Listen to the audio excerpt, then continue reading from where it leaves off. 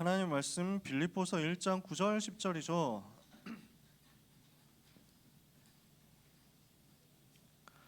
빌립보서 1장 성경책을 찾아보세요. 빌립보서는 에베소서 다음에 있고요. 빌이라고 써 있는 걸 찾으면 빠르죠.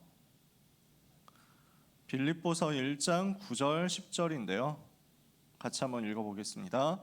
내가 기도하노라 너희 사랑을 지식과 모든 총명으로 점점 더 풍성하게 하사 너희로 지극히 선한 것을 분별하며 또 진실하여 허물 없이 그리스도의 날까지 이르고. 이렇게 끝나면 약간 아쉽죠? 11절까지 읽을게요. 예수 그리스도로 말미암아 의의 열매가 가득하여 하나님의 영광과 찬송이 되기를 원하노라. 아멘. 빌립보서 말씀을 오늘부터 같이 봅니다. 빌립보서는요, 제가 제일 좋아하는 성경 중에 하나예요. 한 구절 한 구절 읽으면 읽을수록 바울이 어느 정도 그리스도를 누렸느냐 하는 게 너무 생생하게 드러나거든요. 그래서 1장 안에만 해도 너무 좋은 구절들이 많아요. 너무 은혜되는 구절, 우리가 마음에 담았으면 좋겠다는 구절, 그래서 아예 암송했으면 좋겠다 할 정도로 귀한 말씀들이 되게 많거든요. 빌립보서 3장 같은 경우는 저는 통째로 외웠으면 좋겠는데 아직 그렇게까지는 못하고 있어요. 그런 너무 좋은 구절들, 귀한 말씀들이 많아요. 짧아요. 1장부터 4장까지밖에 안 되거든요. 그래서 한 달 동안 우리가 빌립보서 묵상하는데 여러분이 기회가 되시면 짧은 시간이라도 좋으니까 한 장씩만 한 주에 읽어도 좋을 것 같아요. 솔직히 한 장 읽는데 5분 안 걸립니다. 눈으로 쓱 보는데 5분 안 걸려요. 독해하면서 비문학 지문 독해하면서 읽어도, 그런 마음으로 읽어도 10분 안에 충분히 컷 나옵니다. 일주일에 10분 내는 거 솔직히 가능하죠. 앉은 자리에서도 바로 가능하거든요. 아니 딱 깨놓고 우리가 여기서 같이 한번 1절부터 끝절까지 읽읍시다 해도 10분 안 걸릴걸. 소리 내서 읽어도 금방 읽으니까 묵상해 보세요. 오늘 학원복음화 메시지 일과 나누겠지만 사실은 다른 메시지가 있는 게 아니라 1장 전체를 쭉 보는 거예요. 그렇게 여러분이 생각해 주시고, 전도자 바울은 어떤 마음으로 이런 얘기를 했을까 하는 것을 상상하면서 그 속으로 들어가는 응답을 여러분이 받으셨으면 좋겠어요. 비가 오는 날씨인데 또 여러분 개학하고 나서 많이 피곤하기도 하고 지치기도 할 건데, 심지어 중간고사 일주일 남은 친구들도 있는데 이 자리에서 예배드리는 모든 귀한 렘넌트들을 정말로 예수님의 이름으로 축복합니다. 하나님이 여러분과 지금 함께 계시고 여러분을 떠나지 않으시고 여러분을 지키시고 오늘도 천사를 보내서 예배하는 여러분을 돕고 계시는 것을 믿고 힘 얻으시기를 예수님 이름으로 축복합니다. 옆에 있는 사람을 향해서 인사합시다. 최고의 축복을 받읍시다. 오늘 말씀 고난당하는 성도의 확신입니다.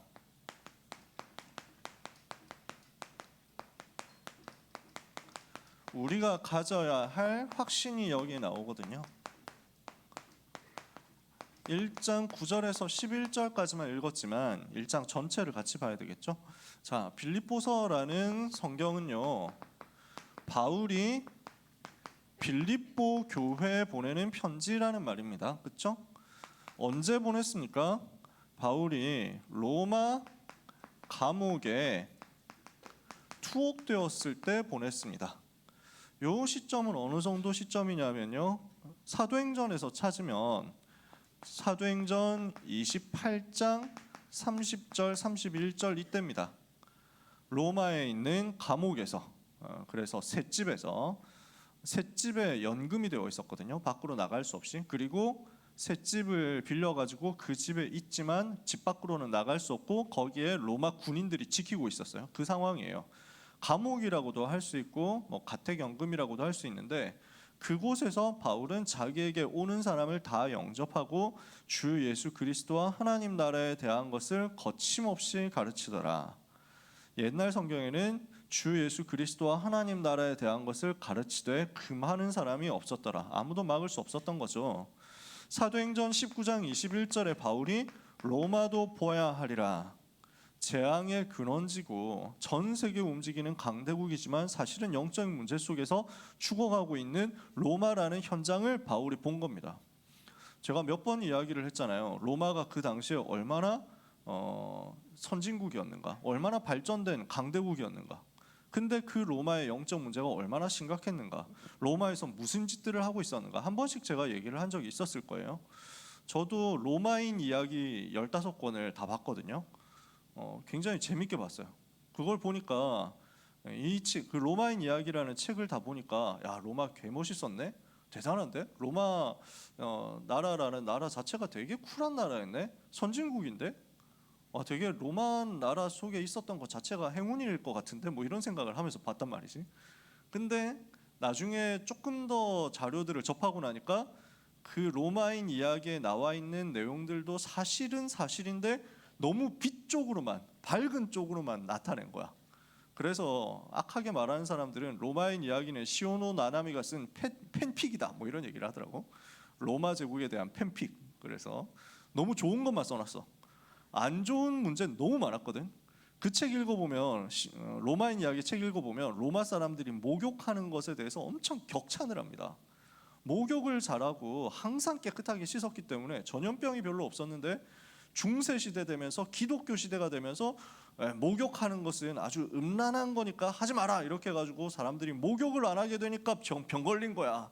로마로 돌아갔어야지 쯧쯧쯧 뭐 이렇게 돼 있어가지고 진짠가? 그래 복음이 없으니까 중세 시대 그랬겠지 하면서 그런 생각을 했거든요. 근데 로마의 목욕탕이 그렇게 깨끗한 게 아니었던 거야. 보면은 그 관을 연결해가지고 로마까지 물을 끌어오는 것 자체는 대단한 압도적인 그 시대에 봤을 때는 앞서가는 기술이었는데 문제는 구리로 만들었으니까 나부로 만들었으니까 그래가지고 물과 함께 이런 중금속들이 같이 들어오겠죠. 그리고 지금처럼 목욕탕을 깨끗하게 씻어가지고 물을 갈아주고 뭐 이런 게 개념이 있었겠냐.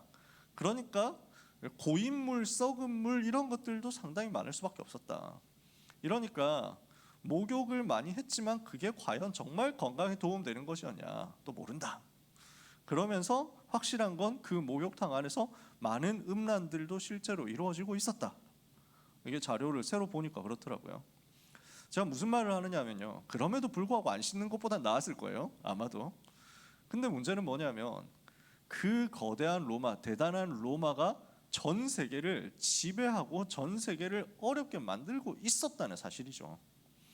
그러니까 로마 시민들, 로마 제국 안에 바울 당시에는 10% 안 되는 로마 시민들은 귀족처럼 살아가고 엄청나게 앞선 생활 수준을 향유하지만 그것들은 로마를 뒷받침하고 있었던 노예들이 희생을 했기 때문에 일어난 일들이었다. 노예들한테 얼마나 함부로 대했느냐, 노예들한테 얼마나 가혹하게 대했느냐, 이런 내용들 역사에 다 남아있거든요. 그 다음에 로마에게 정복당한 나라 사람들, 속국이 되어 있는 사람들 얼마나 가혹하게 시달렸느냐, 세금을 얼마나 많이 뜯어갔느냐. 그 다음에 로마 속국에 있는 사람들은 그냥 심심하면 잡아가가지고 그냥 패도 되는 거야. 아무도 찍소리를 못해. 뭐 꼬우면은 전쟁에서 이기든가 뭐 이렇게 나오거든. 하고 싶으면은 더 개기면은 죽여줄게 이렇게 나오거든. 이러니까 얻어맞으면서도 반항을 못하는 거야. 그래 뭐 돈을 빌려주는데 억지로 돈을 빌려주고 이자를 48% 1년 받았다는 거야. 그러니까 이게 사람이 갚을 수 있는 구조가 아닌 거야. 점점 빚덩이로 올라가게 되거든. 그러니까 로마가 다스리는 동안에 문명화도 되고 선진화도 되고 치안도 많이 발달하고 교통도 발달하고 분명했어요. 그럼에도 불구하고 전 세계는 또 어려워. 그럼 로마가 없었으면은 안 어려웠겠냐? 또 어려워. 왜냐? 전 세계 똑같이 우상 숭배하고 있으니까. 하나님 떠났으니까 행복할 수 있습니까? 그러니까 바울은 로마라는 나라가 너무 중요하다라는 걸 알고 있었어요. 너무 발전되고 앞서가는 나라, 훌륭한 나라라는 걸 알고 있었어요. 그러나 그 로마가 우상 숭배하는 나라인 것도 알고 있었어요. 우상에 빠져서 전 세계를 괴롭히는 나라라는 것도 알고 있었어요. 로마를 향해서 바울은 무슨 마음을 품었느냐? 원수를 갚겠다, 복수하겠다, 테러하겠다, 우리는 독립할 거야, 이런 마음을 품지 않았어. 바울은 로마를 살려야 되겠다. 로마를 살려서 세계를 살리고 전 세계 재앙을 막아야 되겠다. 이 언약을 붙잡은 거예요. 여기에 대한 하나님의 마음을 품은 거죠. 이게 하나님하고 너무 맞았던 거예요. 로마도 보아야 하리라. 이러니까 하나님께서 바울을 로마로 이끌어 가시잖아요. 네가 예루살렘에서 나의 일을 증거한 것 같이 로마에서도 나의 일을 증거하게 될 것이다. 풍랑을 만났습니다. 로마로 가는 길, 죄수가 되어서 로마로 가는데 거기에서 풍랑 만나서 죽을 뻔했습니다. 그런데 하나님은 거기에 천사를 보내서 말씀했습니다. 바울아, 두려워하지 마라. 내가 이 풍랑 속에서 너와 함께하고 너를 지키겠다. 왜냐? 너는 가이사 앞에 서서, 로마 황제 앞에 서서 복음을 전해야 되기 때문이다. 바울아, 두려워 마라. 네가 가이사 앞에 서야 하겠고 하나님께서 너와 함께 항해하는 자를 다 너에게 붙여주셨다. 그 말씀이 성취되어서 지금 바울이 로마로 온 겁니다. 그 로마에서 복음 전하면서 감옥 안에 있지만 오히려 로마 살리는 전도운동 흐름 속에서 인도받으면서 바울은 복음을 계속해서 누리는 상태에 있었거든요. 그런 바울이 빌립보 교회에 편지를 보내는 내용, 그 감옥 안에서 빌립보 교회 편지 보내는 내용이 빌립보서란 말이에요. 빌립보 교회는 어떤 교회입니까? 사도행전 16장에 전도의 문이 막혀서 어디로 가야 되느냐, 왜 하나님이 전도의 문을 안 여시지 하고 답답해하고 있을 때 집중해서 기도하는 바울에게 하나님이 환상 중에 마게도냐 사람을 보여주시죠. 마게도냐 사람 하나가 나타나서 건너와서 우리를 도와달라, 바다를 건너와서 우리를 도와주십시오 하고 바울에게 요청하는 거야. 하나님의 계획이다. 마게도냐로 가자. 이렇게 해서 마게도냐의 전도운동을 하는데 그 마게도냐에서 첫 번째 일어났던 전도운동이 빌립보 현장의 전도운동이었어요. 루디아를 만났죠. 거기에서 루디아의 집과 루디아와 그 집이 다 세례를 받고 그 집을 거점으로 해서 복음운동을 하죠. 그랬더니 거기에서 많은 제자들이 일어나는 가운데 귀신 들린 여종, 점치는 여종이 치유됐죠. 그리고 그 여종을 고쳐줬다는 이유로 억울하게 감옥에 들어갔는데 그 감옥에서 하나님 능력 나타나고 간수가 복음 받는 역사 일어나고 이랬죠. 이게 사도행전 16장 11절 40절에 나온 그 빌립보 교회가 세워진 모습입니다. 바울은 로마 감옥 안에서 전도와 복음을 누리면서 기도 속에서 세워졌던 빌립보 교회 언약의 메시지를 전달하는 겁니다. 그러면 주제는 뭐냐? 고난과 환난이 오는데도 불구하고 그 속에서도 바울은 복음 누리니까 감사하다 이거예요. 이걸 전달하는 거예요. 고난과 환난이 오더라도 그 중에서 우리는 변하지 않고 누릴 수 있는 것이 있다. 뭐냐? 그리스도 안에 있는 기쁨이다. 이것을 바울은 설명해요. 그래서 빌립보서 별명이 기쁨의 서신이라는 말도 해요. 왜냐? 기뻐한다, 기뻐하라 이런 말이 많이 나와요. 그래서 감옥 안에 있는 바울이 감옥 밖에 있는 제자들에게 뭐라고 하느냐? 나는 감옥 안에 있지만 너무 기쁘다. 왜? 감옥 안에 있지만 사실은 그리스도 안에 있기 때문에 나는 너무 기쁘다. 그러므로 너희들도 기뻐하기를 바란다. 내가 진실로 너희에게 말하는데 항상 기뻐해라. 내가 다시 말한다. 기뻐해라. 이게 바울의 메시지예요. 이게 빌립보서예요. 어느 정도 고난과 환난 속에서도 복음을 깊이 세밀하게 누렸느냐 하는 것이 나오는 거죠. 그래서 오늘 우리는 복음 안에 있는 하나님의 자녀인 우리에게 고난이 올 때 어떻게 해야 되느냐, 여기에 대한 답을 내야 되겠습니다. 여러분, 고난 안 옵니까? 옵니까? 온다니까요. 복음 받고 하나님의 자녀가 되는데 어려움 있습니까? 없습니까? 있잖아요. 하나님 자녀 되고 그리스도 만나서 모든 문제 해결 받았는데 근데 문제 있습니까? 없습니까? 온다니까. 그 속에서 나는 무엇을 누려야 되겠느냐라는 거예요. 하나님은 여러분에게 항상 꽃길만 펼쳐두시지 않습니다. 하나님은 여러분에게 항상 좋은 것만 주시지 않습니다. 항상 달달한 것만 여러분의 인생 여정 속에 있는 게 아닙니다. 어려움이 옵니다. 문제 옵니다. 그것이 과정이라는 것을 하나님은 여러분이 확인하기를 바라십니다. 여러분에게 많은 일도 일어날 건데요. 많은 좋은 일도 일어나지만 안 좋다고 하는 일도 일어날 겁니다. 많은 축복도 오겠지만 문제도 오게 되어 있습니다. 많은 응답도 오겠지만 많은 고난과 환난과 역경도 있을 겁니다. 그 모든 것이 그리스도 안에 있는 하나님의 자녀들에게 그리스도 안에 있다는 전제하에서 전부 축복의 과정이 될 것이고 세계복음화의 여정이 될 것임을 오늘 확인하게 되시기를 축복합니다. 그래서 고난 만났을 때 뭘 해야 되느냐, 환난 만났을 때 뭐 해야 되느냐, 확신을 점검해라, 자세를 점검해라, 배경을 점검해라, 현주소를 점검해라. 요 네 가지가 이번 달 메시지입니다. 고난 속에 있는 우리가 가져야 되는 확신, 다음 주는 고난 속에서 우리가 가지는 자세, 그 다음 주는 배경, 그 다음 주 현주소. 어디 있어요? 그리스도 안에 있다. 이것을 가지고 기쁨을 회복하고 누리는 여러분 되시기를 바랍니다. 우리가 가져야 될 확신입니다. 무슨 확신입니까? 하나님이 내 속에 시작하셨다 이거예요. 하나님은 나를 버리시지 않는다. 어려움이 오죠, 고난이 오죠, 환난이 오죠, 문제가 오죠. 그러나 착각하지 마세요. 흔들리지 마세요. 하나님은 나를 버리지 않아. 하나님이 나를 잊어버린 게 아니야. 하나님은 여러분을 잊어버린 적이 없습니다. 하나님은 여러분을 그 손에 붙잡고 계십니다. 하나님은 렘넌트를 그 손바닥에 새겨놨습니다. 잊어버리지 못하도록. 왜냐? 하나님이 여러분 속에 시작하셨다니까요. 여러분 속에 시작하신 분이 바로 하나님이시라니까요. 그래서 바울은 감사해요. 내가 하나님께 너희를 생각할 때마다 기도하고 감사하는 이유가 있다. 우리를 불러서, 너희를 불러서 하나님께서 첫날부터 지금까지 복음을 위한 일에 참여하게 하고 계시기 때문이다. 첫날부터 지금까지 우리는 복음을 위한 일에 참여하고 있는 하나님의 자녀가 되었습니다. 그래서 우리는 복음에 참여된 하나님의 자녀가 되었다. 이 사실을 붙잡게 되시기를 바랍니다. 복음 안에 있는 하나님의 자녀, 복음에 참여된 하나님의 자녀, 하나님의 축복을 받은 하나님의 자녀, 하나님의 관심, 최고 관심 속에 들어와 있는 하나님의 자녀가 됐어요. 첫날부터 지금까지 하나님이 우리 이렇게 불렀다니까. 그래서 우리가 가지고 있는 확신이 있습니다. 우리는 어떤 확신 가지고 있습니까? 빌립보서 1장 6절, 제가 정말 좋아하는 구절입니다. 너희 속에 착한 일을 시작하신 이가, 우리 속에 착한 일이 시작되었거든요. 무슨 착한 일이에요? 그리스도의 생명에 착한 일이 시작된 거야. 예수님 영접했잖아. 여기 예수님 영접 안 한 사람 있습니까? 아는 사람 빨리 끝나고 나를 찾아오세요. 선생님을 찾아가든지. 예수님 영접 여러분 다 했을 거예요. 예수님을 영접해서 생명을 얻고 하나님의 자녀가 됐죠. 그게 우리 속에 임한 착한 일이에요. 이보다 더 착한 일이 어딨어? 이보다 더 선한 일이 어딨어? 이보다 더 좋은 일이 어딨어?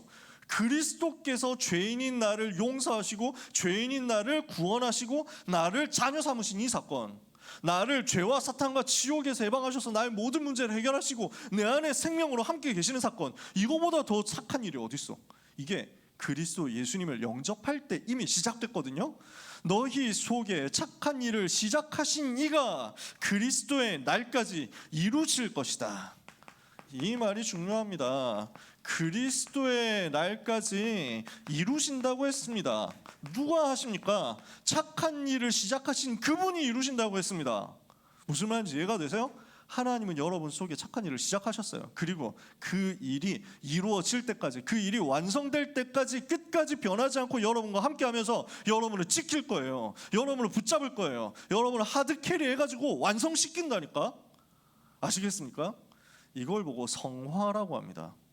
구원받았으면요, 하나님의 자녀가 되었으면요, 그걸로 끝인데, 근데 아직 안 끝났어요. 끝인데 그리스도는 모든 문제 끝냈잖아. 그리스도 모든 문제 해결이거든. 복음 깨달았다, 끝났거든. 근데 끝났는데 아직 안 끝났어. 무슨 말이냐? 아직 천국 안 갔잖아요. 여러분 현 시간부로 지금 지상에 살고 있잖아요. 나는 현 시간부로 끝내가지고 진짜 다 끝내서 하나님과 함께 하고 싶습니다. 그러면 한 방에 주님 곁으로 가는 방법 여러 가지 찾아봐야지. 주님 곁으로 보내기 위해서 뭐 패든지 뭐 이렇게 해가지고. 근데 그렇게 해가지고 심정지 상태로 들어가서 하나님과 함께하는 그 단계 아직 우리한테 안 왔어요. 그렇잖아.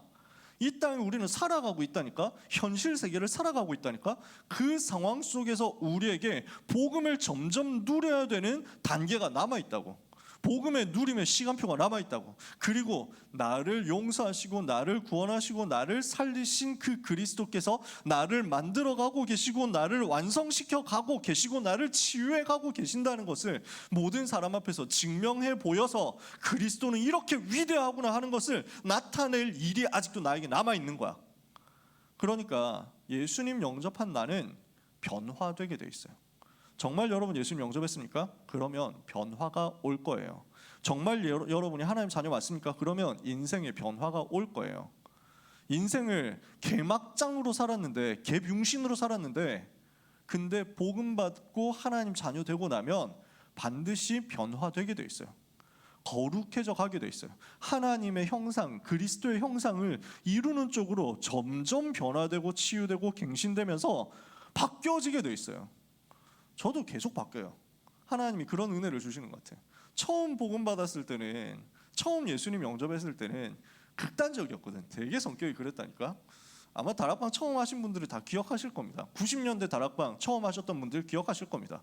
복음 받으면 그때 극단적인 분들 되게 많았어요. 왜냐? 그때까지 종교 생활했던 게 너무 억울해가지고, 예수님 영접했는데 하나님의 자녀가 되었는데 모든 문제 해결 받았는데 이 사실을 몰라가지고 늘 눌리면서 살았거든. 늘 시달리면서 살았거든. 늘 힘들었어. 늘 괴로웠어. 내가 제대로 하고 있는지를 모르겠고, 그러니까 늘 부담감 가지고 현장의 변화는 못 시키고 착한 종교인으로서 거룩하게 살아야 된다는 눌림 속에서 아무것도 되는 게 없는데 자꾸만 쫓기면서 살았어요. 그러다가 복음 받고 하나님의 자녀가 된 거야. 해방된 거야. 아, 나는 이미 모든 문제 해결 받았구나. 내 인생의 모든 문제 그리스도께서 끝냈구나. 그리스도께서 내 안에 함께 계시는구나. 제가 그거 체험했거든요. 복음 받기 전에 제 기도는 하나님 저와 함께 해주세요 였어요. 근데 복음 받고 나니까, 다락방 운동 하고 나니까 깨달아진 게 뭐냐면 이미 함께 하고 계신 거야. 전에는 주님 나와 함께 해주세요 이랬거든. 왜냐? 함께 하시는 확신이 없었어. 지금은 어떠냐? 항상 함께 계신다는 걸 아는 거지. 그래서 옛날에는 그 찬양을 몰랐어요. 지금은 이 찬양 부를 때 너무 기뻐요. 내가 매일 기쁘게 순례의 길 행함은 주의 팔이 나를 안보하며 보호하며, 내가 주의 큰 복을 받는 참된 비결은 주의 영이 함께함이라. 성령이 계시네 할렐루야 함께 하시네. 좁은 길을 걸으며 밤낮 기뻐하는 것 주의 영이 함께함이라. 여러분 어떤지 모르겠어요. 저는 이 찬송을 깨닫게 되니까 너무 감격이 되는 거예요. 하나님이 나와 함께 하시는구나. 이게 너무 행복하고 감격이 되는 거야. 여러분 이거 알았으면 좋겠어요. 찬송가 289장에 보면 이런 찬송이 있어요. 주 예수 내 맘에 들어와 계신 후 변하여 새 사람 되고, 전에 바른 모든 더러웠던 것들에서 작별해가지고 점점 변화되고 치유되어 가는데 이미 내 속에 주 예수 들어와 계시는 거예요. 주 예수 내 맘에 오심, 주 예수 내 맘에 오심. 그러니까 어떻게 되냐? 물밀듯 내 맘에 기쁨이 넘쳐요. 주 예수 내 맘에 오셨기 때문에. 이미 내 안에 계시고 나와 함께 계시니까 너무 기쁘고 너무 행복해. 이러니까 부작용 하나가 뭐냐면은 지금까지 나는 속았다 이래가지고 너무 세게 나간 거야. 다 가짜들이다 이러면서 뭐 욕하고 다녔다니까. 한국교회 가짜 놈들 뭐 이러면서 뭐 욕하고 다녔다니까. 그냥 뭐 진짜로 말했을 수도 있는데 좀 세게 얘기를 안 하니까. 그래서 그때 막 너무 빡치고 화가 나면 막 되게 모든 것을 다 극단적으로 해석했다니까. 그럼 말도 함부로 했지. 근데 복음 받고 점점 시간 지나면서 인도받아 가고 나니까 좀 이해의 폭이 넓어지더라고. 세상 보는 게 달라지더라고. 복음 안에서 수용하게 되고 포용하게 되고 기다리게 되는 거야. 그전에는 좀 말 안 들으면 제자 아니네 뭐 이러면서 막 못 알아듣는 새끼 진짜 아니다. 뭐 답이 이렇게 안 나냐 이러면서 막 찌질한 놈 뭐 이러면서 막 되게 손가락질 쉽게 했거든. 지금은 하나님의 시간표 있다. 이렇게 바뀌어지는 거예요. 여유가 점점 생기는 거야. 변화되어 가게 돼 있어요. 여러분 정말 복음 받았으면 변화됩니다. 근데 중요한 건 뭐냐면 그 변화를 하기 위해서, 변화되기 위해서 여러분이 노력하고 애쓰고 열심히 해란 말이냐? 맞는 말인데 사실 저는 그렇게 말하고 싶지 않아요. 여러분이 변화되고 인성이 진짜 개차반에서 변화되어 가지고 하나님의 자녀답게 되기 위해서 애를 써야 되느냐, 노력해야 되느냐? 저는 그렇게 말하고 싶지 않아요. 그러면 그건 종교잖아요. 종교에서도 그 얘기는 다 하거든요. 인격 수양에 대해서 얘기하거든요. 참선에 대해서, 욕심 버리는 것에 대해서, 가는 말이 고와야 오는 말이 곱다 그 얘기 다 하거든요. 불신자도 하잖아요. 천주교에서는 내가 잘못했습니다, 내 탓이요 이렇게 얘기하거든요. 그러니까 뭐 교회에서도 따라한다니까. 경부고속도로 오면은 막 크게 써놨다고. 당신이 나보다 옳습니다. 좋은 말이지. 교회에 써놨어. 좋은 말이야. 근데 그게 복음이냐? 그게 과연 메시지냐? 성경이 그거 얘기하기 위해서 쓰여져 있냐? 아니잖아. 저는 무슨 얘기하고 싶냐면 그리스도를 더 누려라 이렇게 얘기하고 싶어요. 그러면 변화돼요. 그리스도를 누리면 누릴수록 내가 변화돼. 왜? 나를 살리신 그리스도의 빛이, 나를 구원하신 그리스도의 사랑이 나를 덮어버리니까. 정말 내가 죄 가운데 살았더라도 그리스도의 빛 가운데 내가 자꾸 노출되면 그 죄에서 점점 변화되게 돼 있어요. 그 죄에서 점점 떠나게 돼 있어요. 왜? 어색해. 위화감이 든다니까. 내가 죄 속에 살았는데 그리스도 만났죠. 죄하고 같이 사는 게 더 이상 기분이 안 좋아. 어색하다니까. 술 되게 먹는 사람이 있는데 복음 받았다. 그러면 술 계속 더 들어갑니까? 솔직히 아니게 될걸요. 왜? 한국에서 술 계속 먹으면 범죄 쪽으로 더 많이 갑니까? 아니면은 선행 쪽으로 많이 갑니까? 그렇잖아요. 그러면 여러분 보고 술 많이 마시지 마라, 술 끊어라, 술자리 가지 마라 이렇게 얘기한다고 제가 여러분 변화됩니까? 그리스도 누리라는 거예요. 그리스도로 더 충만해지라는 거예요. 그러면 내가 왜 그리스도로 행복해야 되는데 술로 행복하려고 하지? 생각이 바뀌어버린다니까. 마시지 마라, 마셔라 얘기가 아니에요.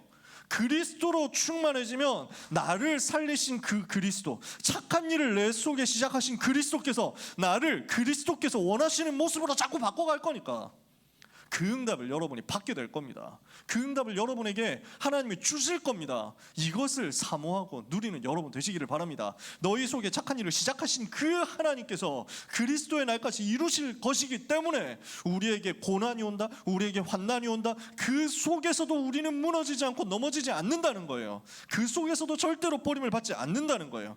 그러면 우리는 무엇을 두고 기도합니까? 오늘 읽은 9절 11절입니다. 내가 기도하느라 너희 사랑을 지식과 모든 총명으로 점점 더 풍성하게 하사.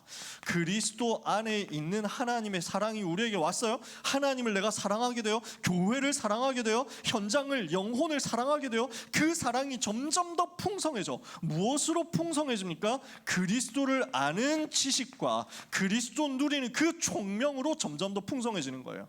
그래서 말씀을 들을수록, 성경을 볼수록 우리는 더 그리스도의 사랑을 풍성하게 가지게 될 거예요. 그러면 어떻게 되느냐? 지극히 선한 것을 분별하는 쪽으로 가게 될 것입니다. 무슨 일을 만나서 무엇을 보고 무엇을 듣고 무엇을 느끼게 되더라도 자꾸만 지극히 선한 것이 뭐지? 하고 분별하는 쪽으로 간다는 거야. 문제를 일으키는 사람을 만나. 근데 그 문제 일으키는 사람을 만났을 때 화를 내고 짜증내고 원망하고 그 다음에 갚아주고 그 다음에 보복해주고 내가 이렇게 해가지고 내 속을 풀었다 하는 게 지극히 선한 것일까요? 하나님이 정말 원하는 것일까요? 요셉이 지극히 선한 것을 어떻게 분별하죠? 형들이 나를 팔았어. 인신매매를 했어. 그럼 나는 어떻게 해석해야 돼? 형들 진짜 나쁜 새끼들이네. 이렇게 해석할 수 있잖아. 근데 요셉은 지극히 선한 것을 분별했다고. 하나님의 계획이 있다. 이걸 본 거야. 사탄에게 감정을 빼앗기는 대신 어떻게 하면 하나님이 가장 원하시는 것이 나올까 하고 이쪽으로 기도 속으로 들어간 거야. 그랬더니 뭐가 보여요? 세계복음화 하기 위해서 애굽 살려야 되는데 하나님이 지금 나를 애굽으로 보내시는구나. 영혼 구원하라고 나를 애굽에 있게 하신 것이다. 다르게 보잖아. 완전 다르게 분별한다니까. 지극히 선한 것을 분별해서 허물 없이 그리스도의 날까지 이루고 예수 그리스도로 말미암아 의의 열매가 가득하여 우리의 삶에 열매가 나오게 되어 있습니다. 그러면 어떻게 됩니까? 하나님의 영광과 찬송이 됩니다. 여러분을 보는 사람이 여러분을 보고 하나님을 찬송하는 일이 일어나게 될 것입니다. 일어나야 됩니다. 왜냐? 그게 하나님께서 우리에게 주신 미래 여정이니까요. 여러분을 보는 사람이 여러분 때문에 하나님을 알게 되고 여러분과 같이 있는 사람들이 여러분을 보는 만큼 내가 기독교 욕은 못하겠다 이렇게 돼야 됩니다. 안 그래요? 사람들이 다 기독교 욕해도 여러분 친구들은 근데 기독교 다 나쁜 거 아니던데? 내가 내 친구 봤는데 걔 진짜 괜찮던데? 진짜 걔 맨날 복음 얘기하고 맨날 그리스도 얘기하고 맨날 입만 열면 그리스도 얘기하는데 진짜 걔는 너무 괜찮았어. 그러니까 기독교 욕할 거 아닌 것 같은데? 라고 하게 되는 거야. 제가 옛날에 이제 참사랑교회 있을 때 장로님 한 분하고 장로님들하고 친했는데 한 분 장로님이 포럼 간증을 하시는 거야. 어떻게 복음 받게 되었느냐 간증을 하시는데 이분이 되게 재밌는 분이거든요. 대학생 때, 그러니까 대학생 지나서 훨씬 지나서 복음을 받게 됐대. 근데 그 전에 뭐 이런저런 활동들하고 대학에서 놀러 다니고 뭐 이런 걸 많이 했는데 어느 날 해외여행 공짜로 보내준다 이걸 봤대. 대학에서 뭐지 해가지고 딱 들어갔는데 통일교였대. 통일교 교리 공부 이렇게 하면은 해외여행 공짜로 엄청 많이 시켜준다는 했다는 거야. 그래가지고 이분이 그럼 해보지 뭐 이렇게 하죠. 통일교 교리 공부 열심히 해가지고 시험도 치고 상도 받고 해외여행 엄청 많이 한 거야. 그리고 통일교 안 가고 복음 받고 하나님 자녀 됐지. 이리로 왔잖아. 세뇌 안 된 게 참 다행인데. 근데 이분은 그래서 나 통일교 욕은 잘 안 한다고 했어. 이러더라고. 왜냐? 자기에게 해외 여행을 시켜줬기 때문에, 자기에게 유익을 줬기 때문에 나는 통일교 욕 안 해. 하면서 하더라고. 여러분 진짜 좋은 거 체험하면 다른 사람 다 욕해도 그 사람 욕 안 한다니까. 여러분 때문에 여러분 옆에 있는 사람이 그리스도 이름이 좋은 이름이고 귀한 이름이라는 걸 알게 되도록 하나님은 여러분에게 의의 열매가 가득하게 하실 겁니다. 여러분 때문에 하나님의 영광과 찬송이 회복될 겁니다. 이게 하나님의 우리를 향한 시작입니다. 하나님의 우리를 향한 고난 속에 있는 계획이 있습니다.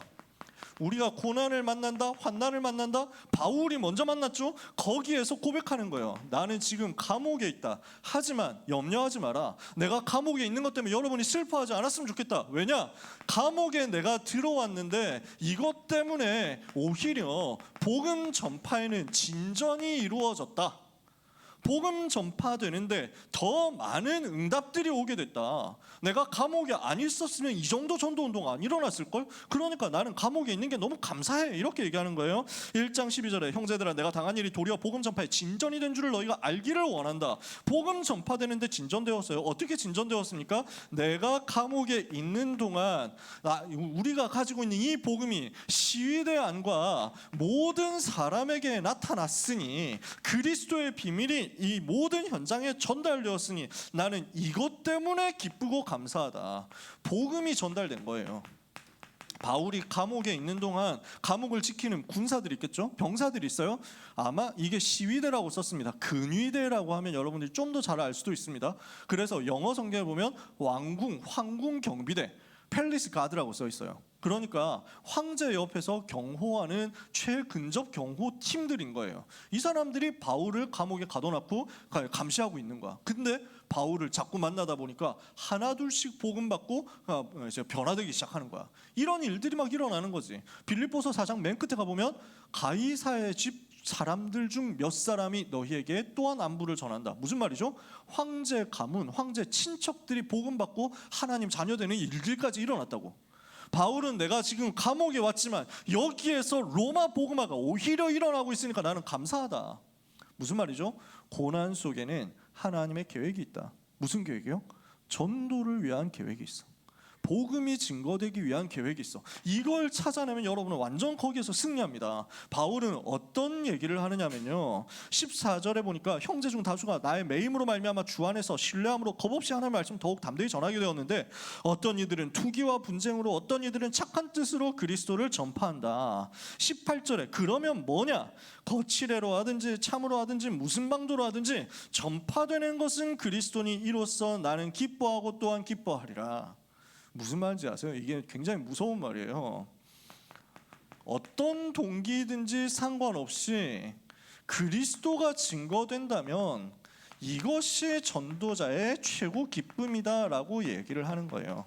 평상시에 바울을 질투하는 사람들이 있었거든. 평상시에 바울을 시기하는 사람들이 있었어. 교회 안에. 그러니까 바울을 평상시에 별로 안 좋아했던 팀들이 바울이 감옥에 갔다는 소리를 듣고 시원해하는 거야. 아, 저 기분 되게 좋네. 갑자기 막 마음이 너무 편해지는데 하면서 막 사이다 개 사이다인데 뭐 이러면서 막 너무 좋아하는 거야. 아, 그 꼴 보기 싫은 놈 없어지니까 너무 좋다. 야, 그 빈자리에 우리가 복음 전하자 이러는 거야. 그러니까 복음 전하는데 시기와 질투와 경쟁심으로 복음을 전한 거야. 어떤 사람들은 또 바울의 제자들이니까 어떻게 전도하다가 이렇게 고난당하고 감옥에 가냐. 너무 마음 아프다. 진짜 우리가 전도자를 위해서 기도하자. 그리고 전도자의 빈자리 우리가 더 복음 전하자. 이렇게 해가지고 복음을 전한다는 거야. 어떤 사람들은 시기와 분쟁으로 복음을 전하고 어떤 사람들은 기도와 믿음으로 복음을 전하는데 바울은 좋다 이거야. 너무 기쁘다. 왜냐? 이렇게 되든지 저렇게 되든지 전파되는 것이 그리스도 아니냐. 그리스도가 높아지고 그리스도가 증거되는데 문제 있냐? 아무 문제 없다라는 거예요. 이 정도 되면 못 말립니다. 세상이 감당을 못하는 거예요. 전파되는 것이 그리스도라면 나는 이로써 기뻐하고 또한 더 기뻐할 것이다. 이게 뭡니까? 고난 속에서 발견한 전도자가 고난 속에서 발견한 하나님의 계획이죠. 그리고 고난 속에서도 누리는 누림이죠. 복음만 증거되면 된다 이거예요. 전도만 되면 된다 이거예요. 여러분 그런 각오 있으십니까? 내가 나를 통해서 복음만 증거될 수 있다면, 그리스도가 증거되고 그리스도가 전달될 수만 있다면 나는 성공해도 좋고 실패해도 좋아. 여러분 이 각오되어 있으십니까? 나를 통해서 그리스도가 증거되기만 한다면 나는 대학에 합격해도 되고 불합격해도 괜찮아. 그리스도가 증거된다면 나는 서울대학을 가고 카이스트를 가도 괜찮고, 그리스도가 증거된다면 저 땅끝에 있는 지방대학이라도 괜찮아. 여러분 각오되어 있으세요? 그리스도만 나를 통해서 증거된다면 나는 부자가 되어도 좋고 가난해져도 괜찮아. 그리스도만 증거된다면 나는 칭찬받아도 좋지만 누명 쓰고 모욕당하고 욕 개먹어도 괜찮아. 그리스도가 나를 통해서 증거되기만 한다면 나는 살아도 괜찮고 죽어도 괜찮아. 여러분 어때요? 스스로 한번 고민해 보세요. 한 주간 이 질문 스스로에게 해보세요. 저는 랩넌트 때 했어요. 그리고 이 질문에 답을 내고 나서 완전히 넘어섰어요. 두려움이 끝나더라고. 두려울 게 없더라고. 내가 이번 시험 어떡하지? 망하면 어떡하지? 그 두려움 나하고 상관없어져 버렸어. 왜? 성적이 올라도 그리스도 증거하면 되고, 성적이 떨어져도 그리스도는 그리스도 증거할 거고, 하나님께 난 다 맡겨버렸어. 오직 나를 통해서 복음만 증거되기 원합니다. 이러면 사탄이 건드릴 수가 없어요. 이게 여러분의 누림이 되고 이게 여러분의 기도가 되기를 바랍니다. 세 번째입니다. 그래서 바울의 소망이 나옵니다. 바울은 어떤 소망을 가지고 있었습니까? 자, 20절에 보니까요, 나의 간절한 기대와 소망을 따라 아무 일에든지 부끄러워하지 아니하고 지금도 전과 같이 온전히 담대하여 살든지 죽든지 내 몸에서 그리스도만 존귀케 되기를 원한다. 나는 살든지 죽든지 상관없고 그리스도만 존귀케 되기를 원한다. 왜냐? 이는 내게 사는 것이 그리스도니 죽는 것도 유익하기 때문이다. 그리스도만 나타나기를 원한다는 거예요. 살든지 죽든지 그리스도만 나에게서 존귀케 되기를 원한다. 이게 바울의 소망이었어요. 저는 이런 고백을 우리가 할 수 있으면 너무 좋겠어요. 여러분 중에 이런 고백하는 사람 나오면 틀림없이 시대 살릴 거예요. 지금 된다 안 된다 상관없어요. 지금 내가 성적이 좋다 안 좋다? 여러분이 대학을 잘 간다 못 간다? 여러분 집안 배경이 좋다 안 좋다? 여러분 얼굴이 잘생겼다 못생겼다? 상관없어요. 살든지 죽든지 내 몸에서 그리스도만 존귀케 되기를 원합니다. 어떤 모습으로든지 내 인생을 통해서 그리스도가 증거되기를 원합니다. 내게 사는 것이 그리스도이기 때문에 내가 죽는다고 할지라도 그리스도를 위해서라면 그것이 유익합니다. 아무도 못 말려요. 아무도 못 막아요. 이게 바울이었어요. 그러니까 하나님은 이 일에 대한 열매를 바울에게 주실 수밖에 없는 거예요. 22절에 그러나 만일 육신으로 사는 것 이것이 내 일의 열매일진데 무엇을 택해야 될지 내가 모르겠다. 23절에 차라리 세상을 떠나서 그리스도와 함께 있는 것이 훨씬 더 좋은 일이라 그렇게 하고 싶지만 24절에 내가 육신으로 있는 것이 너희를 위하여 더 유익하리라. 무슨 말인지 아시겠어요? 나는 살든지 죽든지 그리스도만 나타나면 좋겠고, 좀 더 솔직히 말하면 천국 가는 게 더 좋다. 안 그래요? 그렇지 뭐. 솔직히 천국 가는 게 더 좋아. 여러분 지금 천국 가는 게 좋으시겠어요? 아니면 지금 이 땅에 사는 게 좋으시겠어요? 둘 중에 하나 선택해라. 아프지 않고 갈 수 있도록 보내드린다 했을 때 천국 가는 게 이익이겠어? 아니면 이 땅 사는 게 이익이겠어? 생각해보라고. 저는 모쏠이기 때문에 억울해서 안 됩니다 하는 사람이 있을 수 있습니다. 근데 별로 그거 중요하지 않아요. 네, 경험해보니까, 결혼해보고 나니까 그래 너무 감사해. 결혼하고 나니까 너무 좋아. 근데 안 하고 천국 가더라도 괜찮아. 그게 나쁜 게 아니라니까. 그리스도 안에서 모든, 이거 제가 지금 결혼 생활이 힘들다 어렵다 여러분도 나를 따라오지 마십시오 이런 얘기를 하는 게 절대로 아니에요. 반어법도 아니야. 사람들이 이렇게 얘기하면 강조를 하면 더 이상한 의심을 하기 때문에 저는 정말로 행복합니다. 궁금한 사람 우리 집에 놀러 와라. 얼마든지. 오늘 놀러 온 친구들도 있었잖아. 근데 무슨 말이냐면은 그리스도와 함께 있는 이것이 훨씬 더 좋다는 거야. 여러분 그래서 너무 연애 고파하고 나는 연애 목마른 사람이에요 하고 냄새 풍기지는 마세요. 왜냐하면 너무 좀 없어 보이니까요. 그래서 여러분 자존감이 있어야 돼. 여러분 굉장히 귀한 사람이라니까. 제가 봤을 때 복음 가진 전도자로서 내가 봤을 때 여러분 다 괜찮아. 얼굴 빠가지고 저 사람은 연애 좀 걱정되기 때문에 이런 사람은 없어. 솔직히 말해서 진짜야. 진심이야. 여러분 아무것도 걱정하지 마세요. 그리고 세상에는 생각보다 상상외로 미적 감각이 특이한 사람도 많이 있어요. 그러니까 나 같은 얼굴 좋아하는데 그 얼굴만 좋아하는 사람이 있다니까. 웃기지. 나는 거울 볼 때마다 부인이 나하고 같이 살아주니 너무 고맙다 이 생각한다니까. 오늘도 아침에 나오면서 엘리베이터 그 아파트 엘리베이터에서 얘기했다니까. 아 미안하다, 남편이 점점 시진핑 닮아가는 것 같다고 해서 점점 살이 쪄가지고 아 이게 핑핑이 닮아가면 안 되는데 살 빼야지. 근데 그 무슨 말이냐면은 염려하지 말라 이거예요. 그러니까 여러분 그 뭐 낙심할 거 없어요. 그러니까 나는 모쏠이어서 너무 걱정됩니다, 이런 거 고민하지 마세요. 하나님 여러분 준비 다 해놨다니까. 언제 역사 일어나느냐? 여러분이 복음 충만하면 돼. 그리스도로 충만해지면 그리스도를 같이 누릴 사람을 하나님 붙여줄 거야. 근데 그렇지 않고 연애에 대해서 계속 갈급해야 하잖아? 그러면은 똑같은 수준의 인간을 여러분 만나서 연애하면서 죽도록 상처받고 고민하게 될 겁니다. 그래서 예언하지만 여러분 절대로 그런 거 하고 돌아다니지 마세요. 자, 말이 빗나갔어요. 천국 가는 게 좋냐, 이 땅에 있는 게 좋냐? 당연히 이거는 압승입니다. 압살이에요. 전자야. 근데 바울도 그 얘기를 하거든. 내가 그리스도와 함께 있는 게 더 좋아. 근데 살아야 돼. 아직 나는 살아야 될 이유가 있어. 뭐냐? 복음을 너희들에게 더 전달할 게 남았기 때문이야 라고 얘기를 하는 거예요. 우리는 언제까지 살죠? 우리는 언제 세상을 떠날까요? 나를 통해서 복음 받아야 될 마지막 사람이 복음을 받고 나면 우리는 하나님 앞에 가는 거예요. 아시겠죠? 나를 통해서 전달되어야 될 복음의 마지막 메시지가 전달되고 나면 우리는 천국 가면 돼요. 나를 통해서 이 땅에서 나를 통해서 이 땅에서 증거되어야 될 이 복음의 비밀이 조금 더 남아 있다면 우리는 그때까지 사는 거예요. 이게 내 삶의 열매예요. 우리의 삶의 이유, 이 땅에 살아야 되는 이유가 있다면 나에게 남아 있는 전도에 대한 사명이 있기 때문입니다.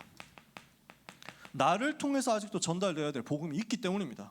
나를 통해서 복음 받아야 될 현장이 있기 때문입니다. 그래서 우리는 무엇을 누리면 되겠느냐? 무엇을 위해서 기도해야 되겠느냐? 25절에요. 내가 살 것과 너희 믿음의 진보와 기쁨을 위하여 너희 무리와 함께 거할 이것을 확실히 아노니 내가 다시 너희와 같이 있으므로 그리스도 예수 안에서 너희 자랑이 나로 말미암아 풍성하게 하려 함이라. 그래서 이 믿음의 진보가, 믿음이 더 발전되게 되는 이것이 제자들에게 전달되는 겁니다.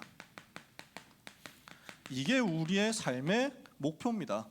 그래서 나를 통해서 아직도 복음 받아야 될 불신자 현장이 있습니다. 나를 통해서 아직도 양육되어야 될 제자들이 있습니다. 그 현장을 위해서 우리는 사는 겁니다. 그 사명 끝났다? 그럼 우리는 천국 가면 돼요. 찬송 부르면서.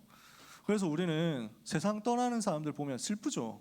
하지만 그 본인을 위해서는 더 좋은 거예요. 하나님 자녀가 세상을 떠났다. 본인은 더 좋아. 아, 왜 슬퍼하냐? 천국에서 그러고 있을 거야? 아, 진짜 나도 옛날에 슬퍼했는데 진짜 슬퍼하는 거 되게 안타깝다. 아, 진짜 너무 좋은데 이러면서 막 빨리 오라고 할 수도 없고 뭐 이러면서 천국에서 이러고 있을 거야. 앞서간 성도들이 말이에요. 우리는 그 소망을 가지고 있습니다. 이게 고난 속에서 우리가 가지는 소망이에요. 나를 통해서 그리스도가 더 높아지고, 나를 통해서 그리스도가 더 증거되고, 나를 통해서 그리스도가 더 모든 사람에게 누려지게 되기를. 이걸 가지고 기도하는 여러분은 반드시 시대를 살리게 될 것입니다. 그래서 이 그리스도의 복음에 합당하게 생활해라 라고 바울은 부탁합니다. 무슨 말이냐면요, 바르게 살아라 라는 말이 아니고요, 그리스도의 복음을 누리면서 살아라. 복음을 위해서 살면 내가 여기서 뭘 하는 게 좋을까, 이런 게 각이 잘 나올 겁니다. 계산이 잘 나올 거예요. 전도하는 데 유익이 된다면 어느 쪽에 전도하는 게 유익이 될까? 욕하는 게 전도하는 데 유익이 될까? 아니면 여기서 내가 바르고 고운 말 하는 게 전도에 유익이 될까? 이게 기준 되어버리는 거야. 저는 원래 종교와 율법에 딱 매여가지고 욕이라고는 한마디도 할 줄 모르는 사람이었다니까. 할 수 없는 사람이었어. 어떻게 그런 말을 하냐? 집에서도 욕을 안 하고. 그래서 저 개인적으로 욕 안 좋아합니다. 안 하지. 근데 한 번씩 여러분한테 뭐 이 새끼야 뭐 이런 거 얘기 뭐 흉내 내잖아. 그렇게 하게 된 이유는 해보니까 현장에서 복음 전할 때 이런 얘기 하니까 막 애들이 너무 좋아하는 거야. 청소년들이 너무 좋아해. 왜 이런 걸 따라하게 되느냐? 방황하는 청년들 현장에 갔는데 나에 대한 이미지가 너무 바른 생활하는 사람으로 딱 굳어져 있으니까 마음을 안 열더라고. 이래가지고 내가 뭐 억지로 욕을 배웠다니까. 배워가지고 그 친구들 막 변화시키려고 계속 술자리 같이 다녔어요. 그래서 일부러 그 현장 살려야 되니까 술을 안 먹고 물 담아가지고 와 계속 마시면서 막 이래가지고 그러면서 막 그 노래방도 같이 가고 그 다음에 욕하는 것도 같이 하고 뭐 따라했다니까. 이러니까 그 어느 순간 마음을 열더라고. 그러면서 얘기하더라고. 형은 앞으로 욕 안 해도 돼. 뭐 이러더라고. 어색하니까. 그래서 자기들 따라하기 위해서, 자기들 마음을 얻기 위해서 그렇게 해준 게 자기 고맙대. 그 친구들이 지금 교회 중직자 됐다니까. 하나님이 그렇게 만드시더라고. 방황 되게 많이 했거든. 우리는 기준이 그거예요. 어떻게 하면 복음이 증거되지? 그리스도 복음에 합당하게 생활하게 돼 있어요. 결론입니다. 시간이 좀 많이 갔죠. 우리는 이거 했으면 좋겠어요. 이번 주간뿐만 아니라 이번 한 달 동안 나의 행복이 뭐지? 하고 점검했으면 좋겠어요. 에베소서에서 바울은 그리스도의 비밀이 얼마나 풍성하고 얼마나 위대하냐라는 걸 설명했어요. 바울은 빌립보서에서는 그리스도를 누리는 것이 얼마나 행복하냐라고 증거해요. 그리스도를 누리는 것이 나의 최고 행복이 되어야 되겠습니다. 정말 여러분이 이렇게 되어 있으면 여러분은 영적 상태가 반드시 서밋의 상태로 살아나게 될 것입니다. 그러면서 여러분의 영적 상태가 살아나니까 흑암 세력은 무릎을 꿇게 될 것입니다. 사탄이 건드리지는 못한다니까. 그리스도 누리는 게 제일 행복한데, 감옥에 있어도 그리스도 누리니까 행복하다 하는데 누가 말리겠어요? 누가 막겠어요? 이게 영적 상태거든. 이게 여러분의 영적 상태 되면 완전 여러분 가는 곳마다 사탄을 무너뜨려요. 그 열쇠가 이거예요. 그래서 고난 속에 있어도 그리스도를 생각하니까 바울은 나는 감사하다. 그리스도 생각하니까 나는 너무 기쁘다 이거였어요. 고난을 당했는데 그 고난을 당하더라도 그리스도가 증거된다 하면 나는 그게 행복하다 이랬어요. 그게 바울이었어요. 이 사람이 세계를 살리는 거예요. 그리스도를 위해서 은혜를 주시는 하나님은 우리가 그를 위하여 영광을 받을 뿐 아니라 응답을 받을 뿐 아니라 필요하다면 그리스도를 위하여 고난 받는 것도 바라고 계십니다. 만약에 그리스도를 위하여 고난 당하는 것을 여러분이 기뻐할 수 있다면 여러분은 세계를 움직이게 될 것입니다. 세상을 바꾸게 될 겁니다. 그 사람들이 시대마다 세계를 살렸으니까요. 교회와 세계 역사를 보세요. 그리스도를 위하여 고난당할 수 있어서 감사하다. 이것은 아무도 막을 수 없는 역사를 일으킵니다. 이것이 우리에게 구원의 증거가 됩니다. 1장 29절 30절에 보세요. 그리스도를 위하여 너희에게 은혜를 주신 것은 다만 그를 믿을 뿐 아니라 또한 그를 위하여 고난도 받게 하려 함이라. 너희에게도 그와 같은 싸움이 있으니 너희가 내 안에서 본 바요 이제도 내 안에서 듣는 바니라. 너희가 나한테서 봤지? 지금도 나한테서 듣고 있잖아. 그리스도를 위하여 고난당하는 것, 이것을 만약에 기뻐할 수 있다면 시대를 살리게 될 거야. 이게 우리에게 와 있는 구원의 증거가 될 거야. 우리 귀한 모든 렘넌트 여러분들이 이 응답을 점검하다가 영적인 서밋으로 올라가는 한 주간이 되시기를 예수 그리스도 이름으로 축복합니다. 기도하겠습니다. 하나님 감사합니다. 그리스도 안에서 모든 것을 누리게 하시니 감사합니다. 그리스도 안에서 참된 기쁨, 참된 감사 회복하고 누리는 하나님의 자녀들이 되게 하옵소서. 심지어 고난과 환난 속에 있더라도 그리스도를 바라봄으로 기뻐할 수 있는 영적인 서밋들이 되게 하여 주시옵소서. 예수 그리스도 이름으로 기도합니다. 아멘.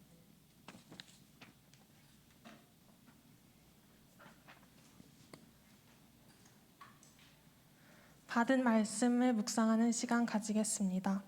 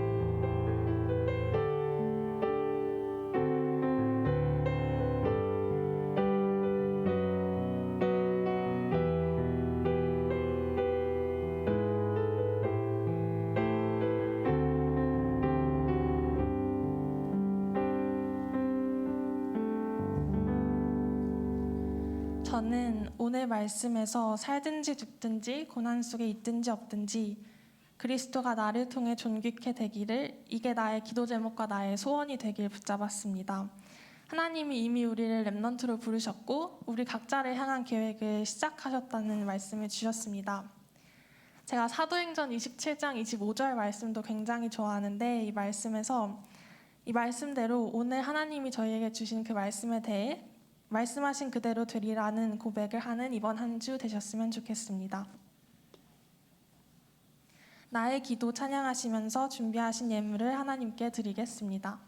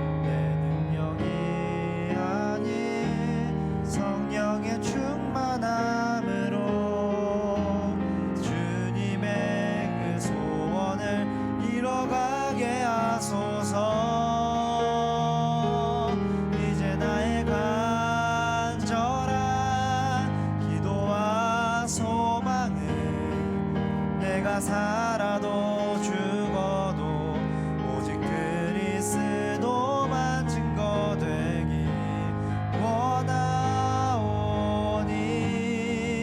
모든 일에 주가 나를 붙드시고 인도하여 주소서.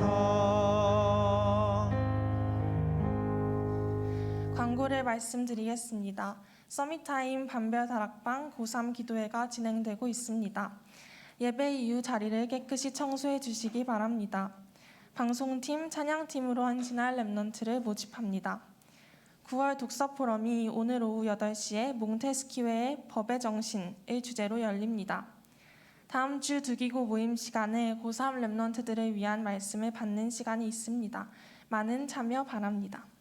강남 청소년 전도신학원 신입생을 모집합니다. 청소년국 토요학교 1주년 기념 찬양 버스킹이 9월 17일 주일 오후 1시에 있습니다. 모든 렘넌트와 선생님들이 다 같이 함께 해주시면 감사하겠습니다.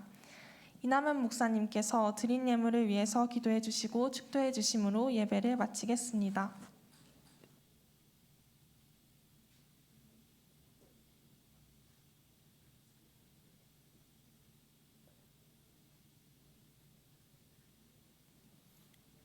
네, 오늘 학업 컨설팅 캠프 9기 수료식이 있습니다. 방현주, 송효원, 김시우, 박고은, 김현서, 양하은, 하원희, 최은서, 황지연, 김성민, 정나일, 김민서, 이혜린 랩넌트 앞으로 나와주시면 감사하겠습니다. 네, 시간은 없고 사람은 많고, 그러니 빨리 나올수록 도움이 될 것 같습니다. 다음 주 두기고 모임에 고3 랩넌트들을 다 참여해 주시고, 딱 두기고 메시지 받고 나서 그 다음날 수시 원서 접수니까 참 좋죠. 아다리가 딱 맞는 전문 용어로 그렇죠. 그래서 잘 많이 참여해 주시고, 오실 때 늦지 않게 와주셔야 되는데 마스크를 착용해 달라는 부탁이 있습니다. 마스크를 착용하시고 다음 주에 오시면 되겠습니다. 네, 우리 방현주 랩넌트부터 앞으로 나와주시면 됩니다. 네, 안쪽으로 그냥 와주세요. 앞쪽으로 다 와주세요. 네. 수료증 방현주 랩넌트, 위 랩넌트랑 컨설팅에서 진행하는 모든 프로그램과 수업을 일수하였으며 모범적인 자세로 학업 캠프에 참여하기 위와 같이 수료증을 수여합니다.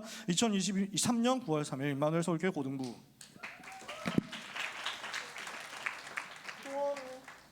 송효원 랩넌트. 네. 효원이 다음 시우, 시우 다음에 고은이. 송효원 랩넌트. 김시우 랩넌트. 김연서 랩넌트. 박고은 랩넌트, 양하은 랩넌트, 하은이, 네. 하원이 랩런트. 네. 최윤서 랩런트. 황지연 랩런트. 김성민 랩런트. 정나일 랩런트. 이민서 랩런트. 민서 중복된 거예요? 이예린 랩런트? 아니라고? 아니에요? 이예린 랩런트? 예린이 안 왔어요? 네. 어수선한데. 네. 민서 거는 2개나 있는데 뭐지? 네, 하나는 중복이고 그래서 아니라고 하니까 네, 일단 혼란 속에서 사진 빨리 찍고 네, 마무리하도록 하겠습니다. 우리 선생님들도 시간 없지만 앞으로 나와주시면 감사하겠습니다. 앞으로 우리 선생님들도 너무 수고 많이 하셨는데 가운데로 와주세요. 우리 랩런트들.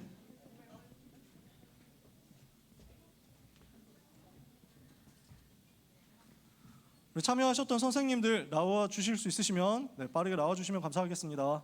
네. 네, 건반 쪽으로 점점 더 오도록 하겠습니다. 드럼 쪽으로.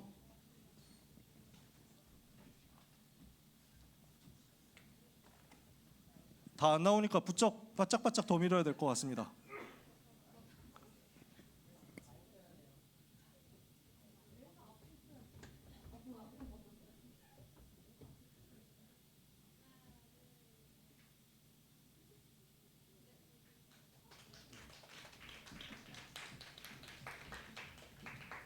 광고 있습니까? 네. 우리 백인탁 선생님께서 우리 학업 컨설팅 캠프 10기 광고를 해주실 거예요.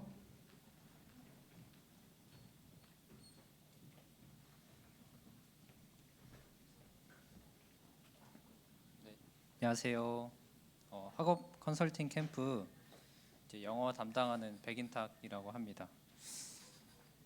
네, 시간이 많지 않아서 이제 짧게 하라고 해서 짧게 얘기를 하자면은 일단은 학업 컨설팅 캠프 중에서 영어는 과연 어떻게 하느냐 좀 아예 그림이 없으실 것 같아서 제가 간단하게 얘기를 하자면 영어라는 과목 자체가 일단 언어이고 조금 극명하게 좀 실력이 갈리는 과목 중에 하나예요. 그래서 그리고 또 내신 공부랑 또 수능 공부랑 좀 차이가 많이 있어요.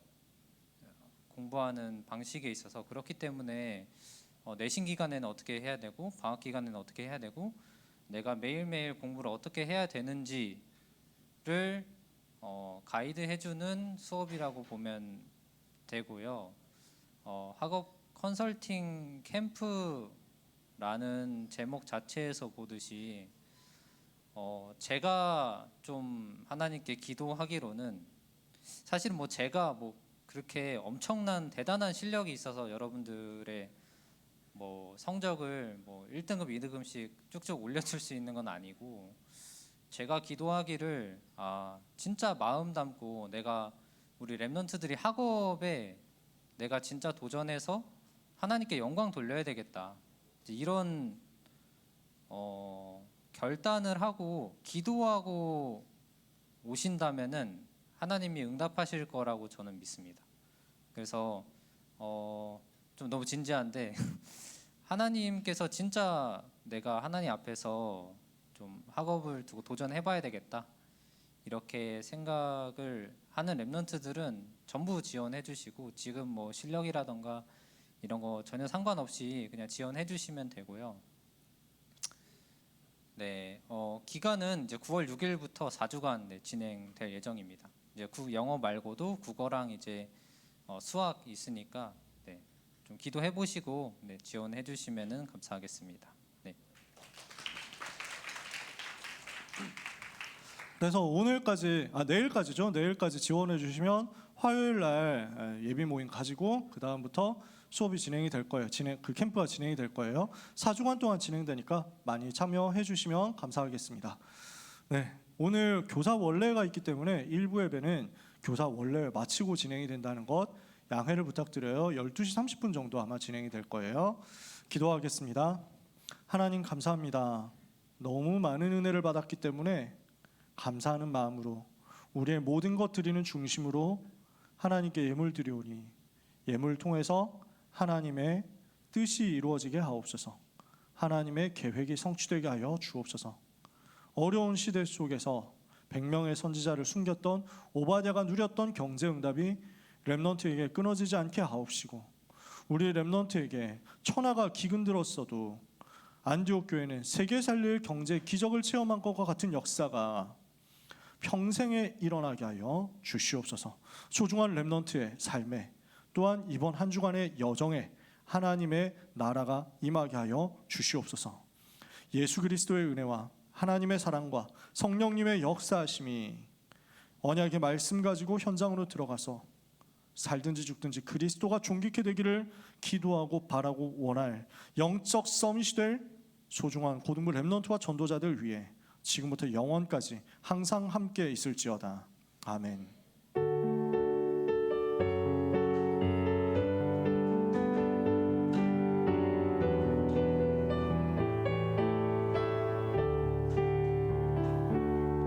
팀별로 포럼하겠습니다.